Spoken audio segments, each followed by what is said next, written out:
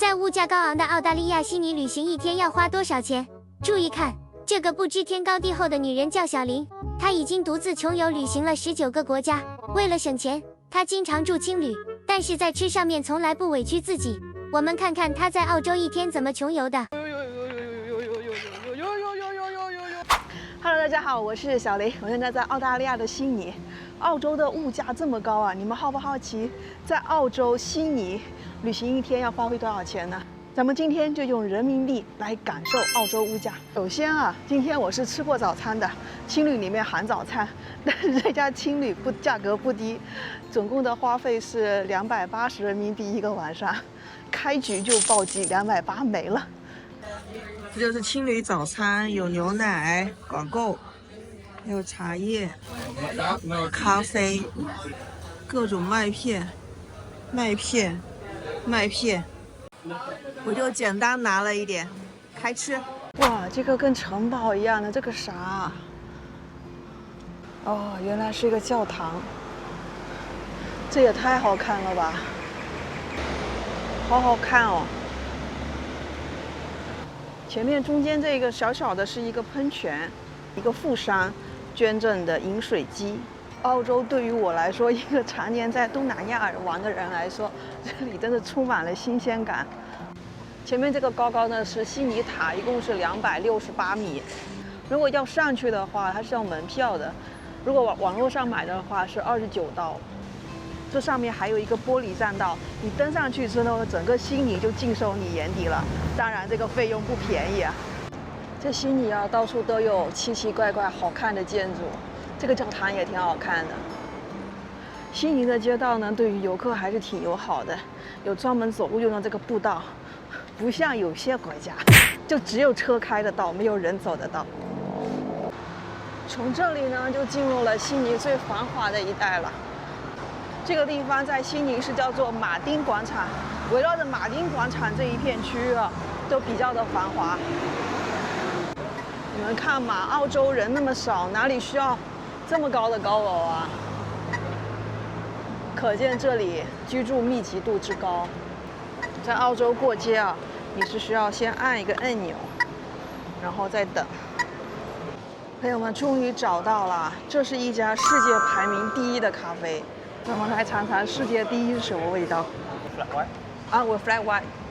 買了一杯澳白和一個可頌，這個都是在澳洲非常經典的一個代表。澳白呢，其實它跟拿鐵差不多，只不過在澳洲這裡啊，它有個另外一個名字叫澳白。然後冰美式呢，在澳洲這裡也有另外一個名字叫做 Long Break。所以澳洲人他們咖啡啊有自己的堅持，因為他們的咖啡本身很好嘛，他們就不願意叫一個美式，他們覺得他們的咖啡要有自己的名字。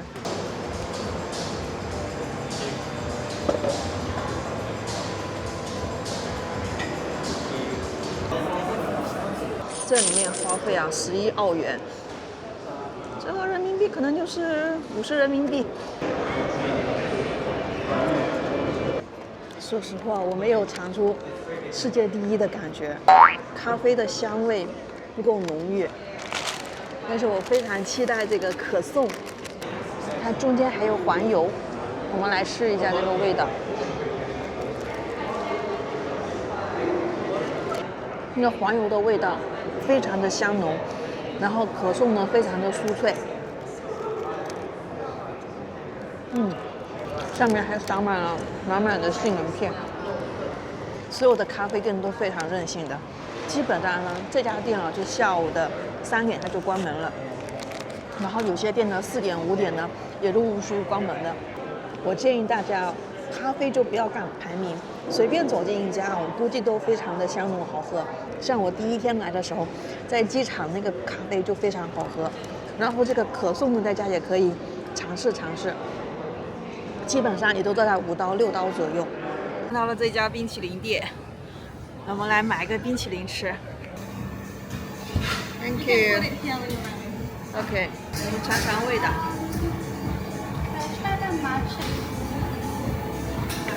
Thank you。他们这个冰淇淋真的特别好吃，重感丝滑，又特别的浓郁的味道。6.9刀32人民幣，超好看的建筑。前面这个房子怎么可以这么好看？你们看这幅画面是不是特別的有電影感？我覺得澳洲人的酒和咖啡是融進血液裡面的。下午他們習慣就是在路邊喝一杯酒。遠處這個大樓的造型好特別啊，它是下面小，上面大。跟我們國內街邊喝奶茶不同，他們就是街邊喝啤酒。哇塞，所有人都在喝啤酒。又看到歌劇院了，這真是天天看，天天好看。前面我看到一個郵輪正在通過海港大橋，因為它這個郵輪的高度啊，正好是快要到這個海港大橋那個橋墩那邊。下個地方就有意思了，我們去到悉尼的岩石區。大家都知道啊，整個澳大利亞或者是悉尼，它的歷史不長，只有200-300年。那麼你們知道嗎？就是當初人們是怎麼發現這個地方的？這個啊，就要從英國殖民地開始說起了。在1788年的時候呢，英國有11艘船的艦隊登陸了這裡。這個船上啊，一共載着1500人，其中有750人啊是囚犯。當時的英國呢是想把這裡當做一個犯人的一個流放地，因此啊，在悉尼的岩石區，很多古建築啊是當時的犯人親手打造的。但是呢，這個流放制度並沒有持續太久。在19世紀30年代的時候，這裡的羊毛熱開始興起，在澳大利亞通過羊毛能夠賺到錢這件事情啊，在全世界瘋狂地傳開了。因此啊，吸引了大量的移民。而在1850年的時候呢，是一個非常重要的一個轉折點，因為在這裡發現了金礦。那越來越多的不是囚犯來到這裡，這裡不斷的新興起來、繁華起來，那就不像個囚犯該待的地兒啊。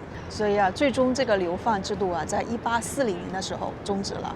所以現在的澳大利亞還可以算是一個移民國家。在200-300年以前，全世界很多人移民來到這裡，不管是薅羊毛也好，淘金也好。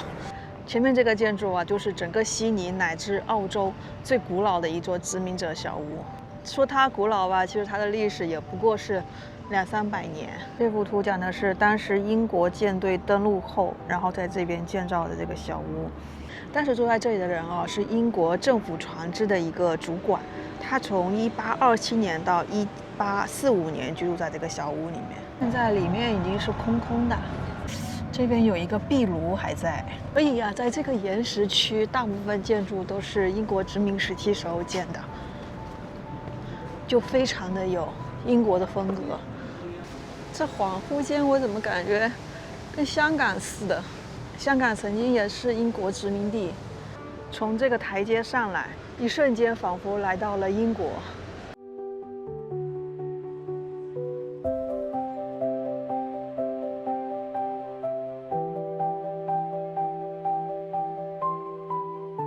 前面是英殖民時期建的一些建築，這些建築呢是被保存起來了。那後面呢就是悉尼現在的一些高樓大廈，古老的與現代。前面這個橋洞哦，是當時的囚犯們用手在砂岩上面親手鑿出的一條通道。它原本這個地方啊是一整塊岩石。這個工程在今天看來是特別簡單的一件事情，但是在當時啊，可見難度是非常高的。我突然間感覺特別割裂，一個是200多年前在這裡的人那麼的痛苦，那麼的辛苦，然後呢，200年後在這裡的人又是那麼的自在，那麼的悠閒。這裡還保留着一些當時的一些痕跡，就是過去的做工嘛，肯定沒有現在那麼精美。這個小電話亭還保留着，還是投幣的。前面這個酒吧呢，是悉尼營業時間最長的一個酒吧。你看，悉尼最早的跑，它從1828年就開始了。呀，這裡好多人呢。不知道一杯啤酒多少錢啊？這是一個非常有歷史感的一個酒吧。我們在裡面來看一看。Yeah, right, like a proper beer. The small, do you have the small? Small one, how much? 7. Okay. 我們去外面喝。35人民幣，580。咱们说要他们本地人来喝一杯小碧尔，在悉尼最古老的酒吧，来，你们先喝。我突然间理解了土澳人民为什么那么爱喝酒，有一种花香加上柚子香的果香融合在一起的。这里提醒大家，未成年人禁止饮酒，求生欲拉满。喝完小碧尔，人飘飘的，原来这个就是松弛感的来源。这个是悉尼的水上水下巴士，就是它这个线路覆蓋了悉尼的大部分景点，你可以在1天的时间内随意上下。人民币的335，我还是坐正常的公交车刷卡吧。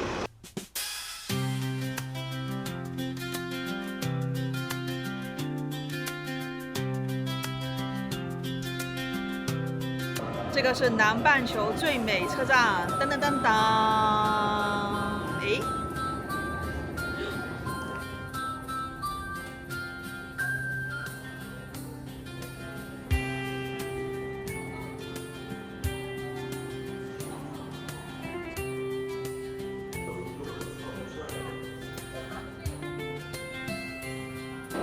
喝完小贝尔，看完南半球最美车站，现在要去一个地方，我非常期待，那是悉尼这邊的魚市場，有特別多美食。悉尼的地鐵啊，它是2層的，看到嗎？現在坐的是下層。在路上我們看到了一家法棍，來進來瞅瞅。$12 if half year also $12. Okay, chicken and beef. Yes. No. 这个肉真的还是挺多的。Are you Vietnamese? Yes. 咱们去魚市場之前先墊墊肚子，免得待會在魚市場給它吃破產了。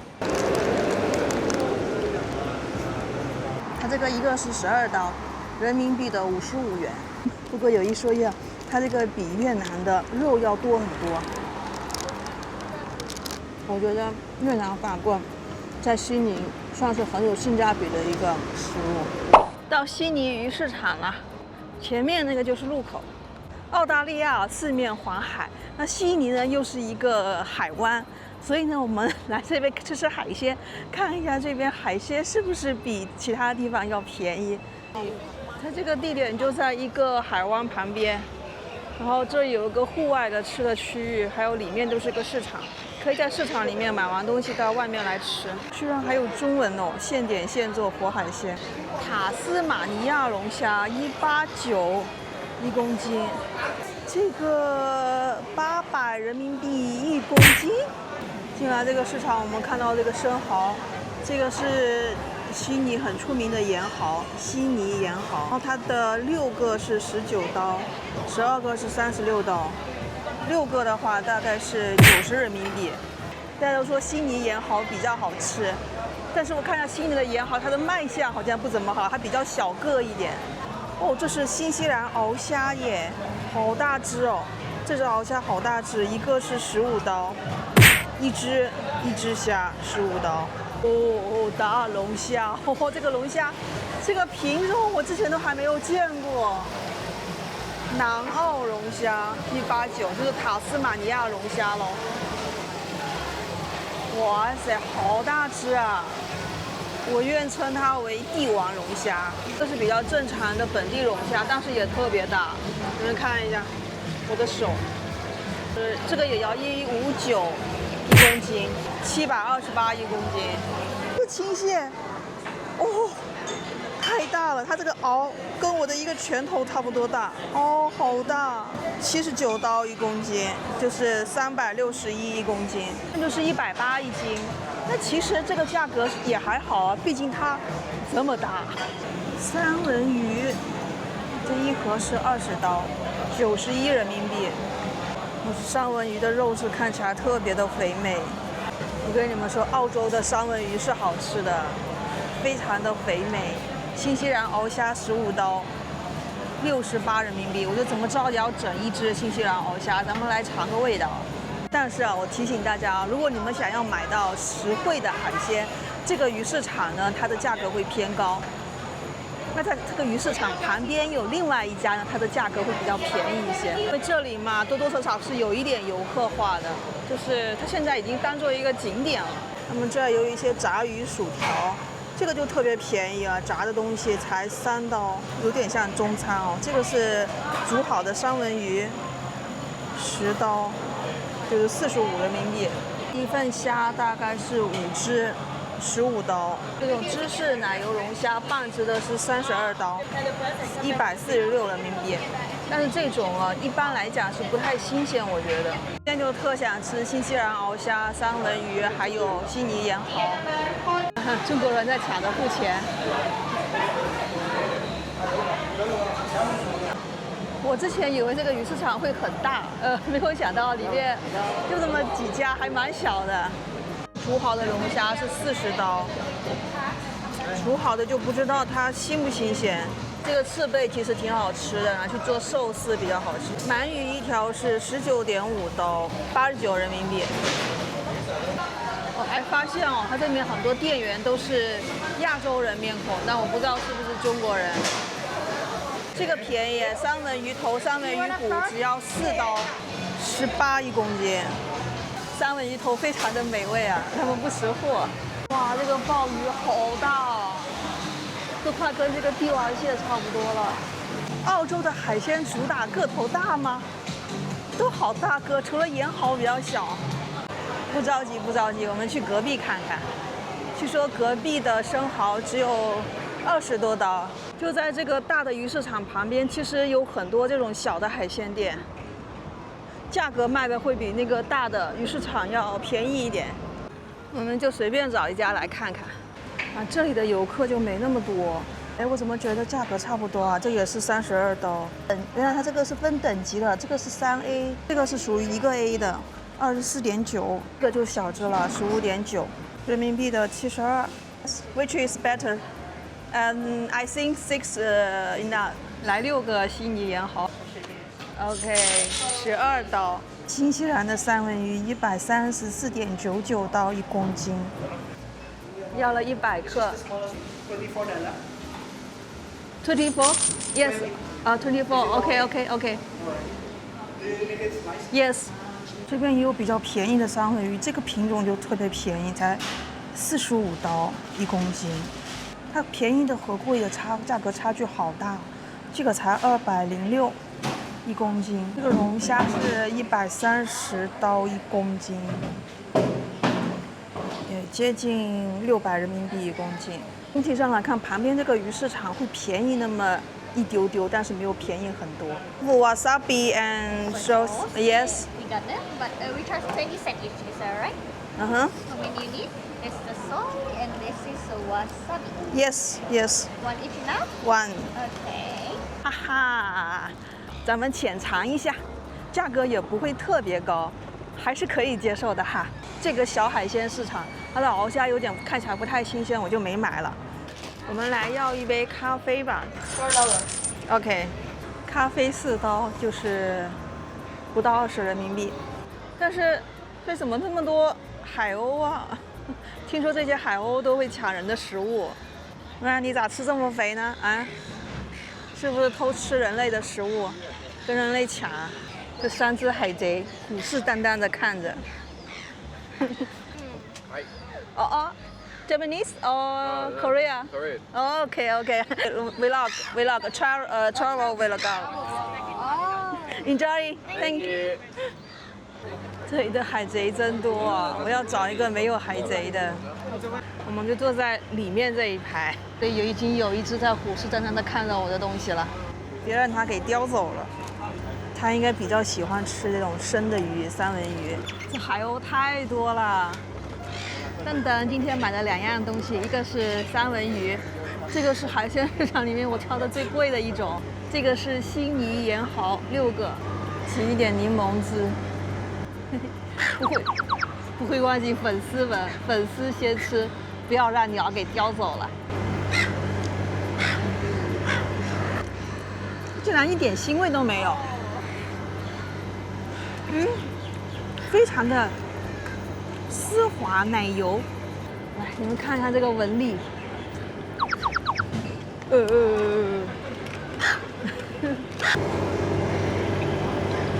入口马上就化掉，用一个非常俗气的词就是入口即化。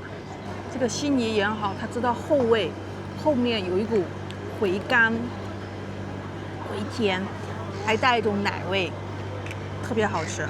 前面这一只就一直盯着我。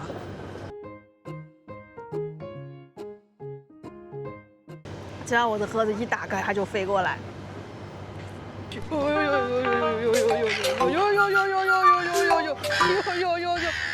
全搶走了！我最後幾片三文魚全被他們搶走了。來這裡吃海鮮哦，一定要小心。吃完之後呢，總是要運動一下的嘛。那除了跑步之外呢，悉尼人最喜歡的運動就是當然是游泳啦！你們看他們游泳的環境，在大海邊，哇哦，還有衝浪哦。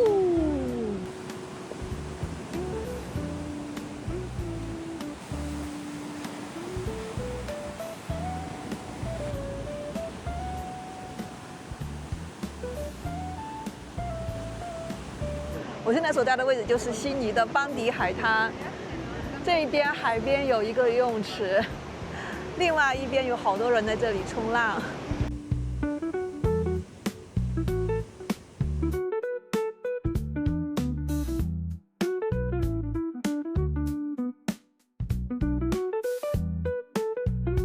這個游泳池呢，如果要游泳的話呢，是10澳幣一個人一次，大概就是折合46人民幣。但是在澳洲啊，很多地方像這樣的一個海邊游泳池都是免費的，就這個邦迪海灘，因為它太出名了，所以收費了。我知道你們看這個視角肯定不過癮，咱們飛起來看。邦迪海灘這個泳池1929年就建成了，它的名字叫冰山泳池。以前在這裡有個冬季游泳俱樂部，那幫人專挑冬天跳進冰冷的海水裡游泳，冬天的溫度可達14度，所以就用冰山這個名字。這個泳池50米長，水是直接從太平洋抽進來的，陽光下呈現翡翠色，與大海搭在一起，真的太配了。在外旅行這麼一段時間啊，我真的是特別羨慕外國人的游泳技能。他們真的是一跳下去，一跳下來，一扎下去，就好像天生會浮在上面，甚至於不用怎麼動都能浮在上面。我本來呢也是有計劃下去游一游的，但是時間有限，現在已經6點半了，而且呢這邊的溫度啊，它不像東南亞那麼高，有點冷的，所以呢咱們今天就先不游了。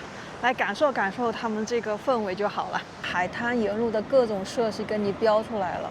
這裡是邦迪海灘，可以游泳，這個可以吃飯，這個可以有健身的一些設備，然後廁所。這裡還是這個是 barbecue 的一個地方，還可以洗澡，啊，各種都有。這裡透露一下，咱們明天呢就要開啟澳洲自駕遊了。今天呢是在悉尼的。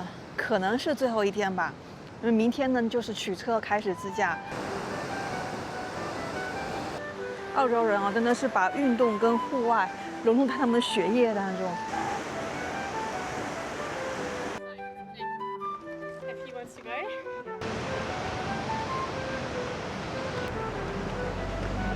沿着海邊，他們也修了步道，我們就沿着步道走。我覺得在澳洲徒步也是挺有意思的。在澳洲，你能夠充分體會到人與大自然融合在一起。哇哦！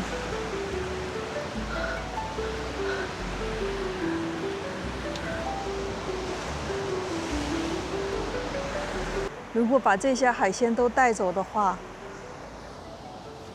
你將要罰款22000澳元，8、9萬人民幣啊，朋友們！哦。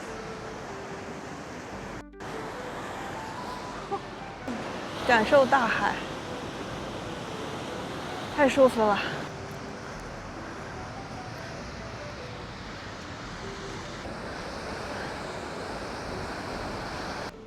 真是太漂亮啦！我覺得這一幕又很像電影畫面。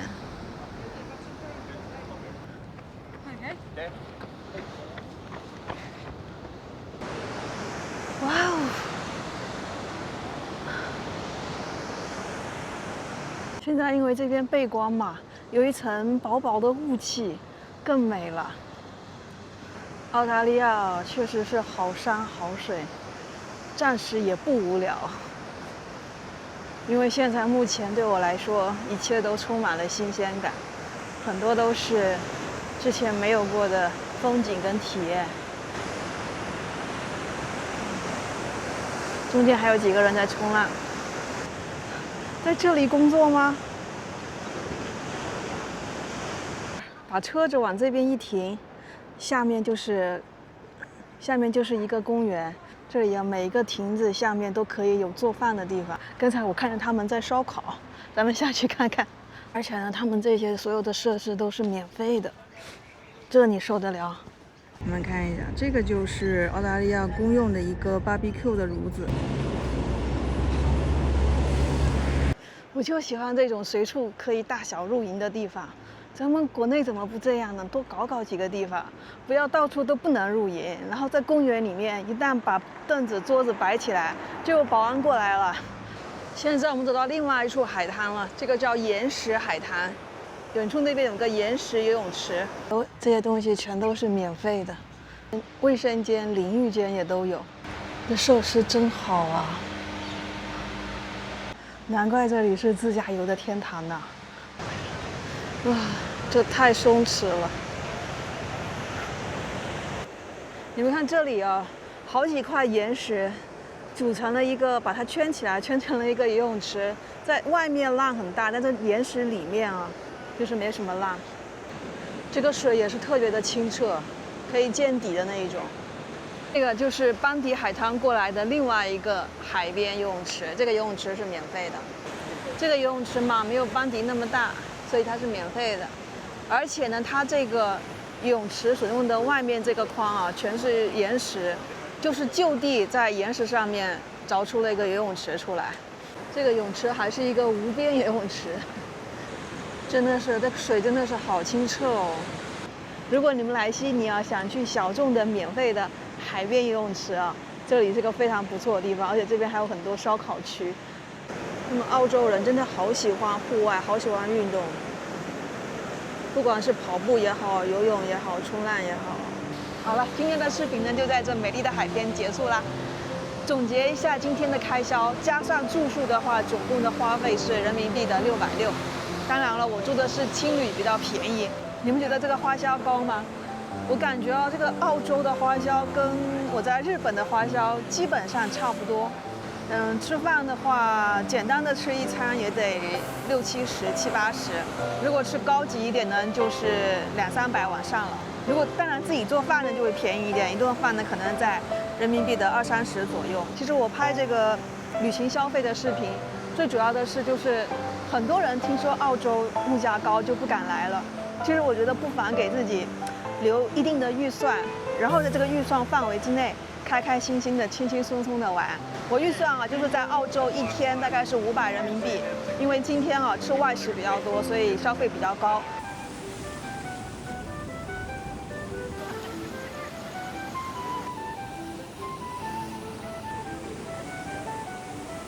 在這美好的海浪中結束今天的視頻吧。